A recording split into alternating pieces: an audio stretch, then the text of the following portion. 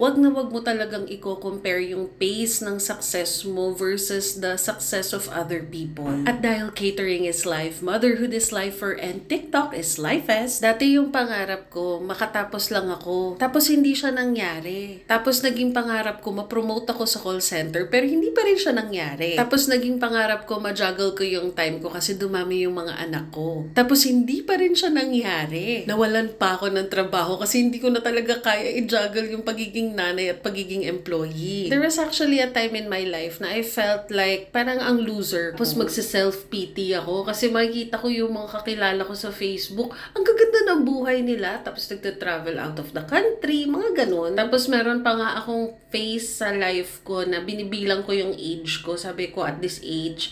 Tapos ganito pa lang yung nararating ko. Mga ganun-ganun. Basta pinipressure ko yung sarili ko.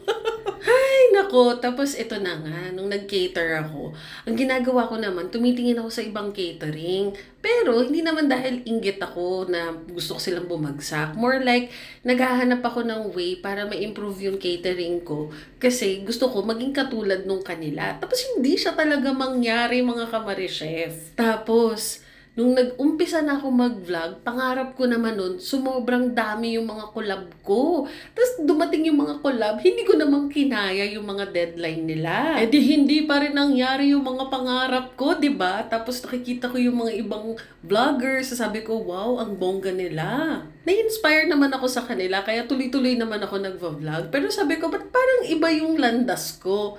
Ang nangyayari mga kamari-chef is lumalakas si Spandis, tapos dumadami yung team namin, tapos dumadami na yung types of services na kinakaya namin. Gaya nga ng mga nakikwento ko before, dati ang kaya ko lang isang cater sa isang buong linggo. Tapos naging 2 cater hanggang 3 cater sa isang linggo. Tapos nasisingitan na ng party tray at ng pack meal hanggang sa nagsasabay-sabay na yun araw-araw. Tapos ngayon mga kamari-chef, meron na tayong coffee shop na pinapadalhan ng food. May isang Kasanto, The Big Rocks na nagtiwala kay Spandis. Alam nyo ba, first time ko talaga makaka-experience ng ako yung in-house catering. Tapos pag may mga events sila, kami lang yung cater. Tapos yung pagkain ng cafe nila galing sa Spandis. Di ko maintindihan talaga noon bakit kami lumipat dito sa Batangas. I mean, it was a mutual decision between me and my husband. Pero for some crazy reason, di ko alam bakit specifically it had to be Batangas. So ngayon, ayun mga kamari-chef, di na talaga ako gumagawa ng plano sa buhay ko. Wala na akong parang siniset na plan, start of the year, tapos quarterly.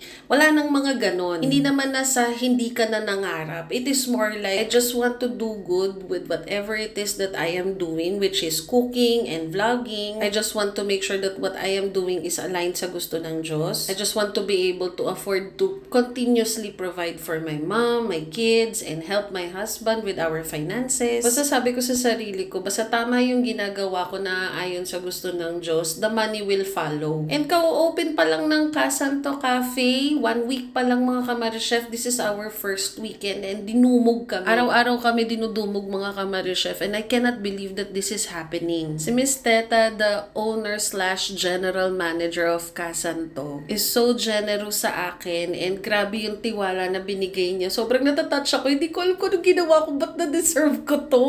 Alam mo yung kung anong product ilagay ko, sige, push, tas ituturo ko sa team paano ipi-play. Tapos ang babait pa ng mga ka-teammates ko dito. Alam niyo yung ganong feeling? Sobrang happy.